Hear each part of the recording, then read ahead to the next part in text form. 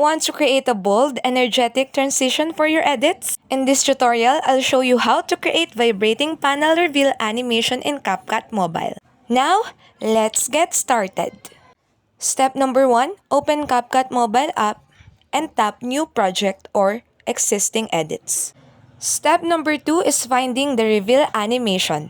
Tap on your video clip in the timeline to select it. You will see a toolbar pop up at the bottom of your screen. Scroll over and tap on Animation.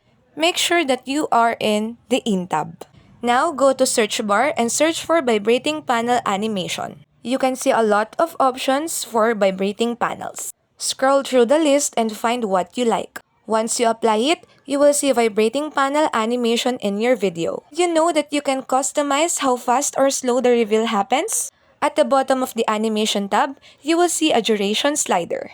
Once you're done, you can preview your video before exporting. Watch from beginning to the end for adjustments. Ba ba ba ba ba na na ba ba ba ba ba na na oh ba ba ba.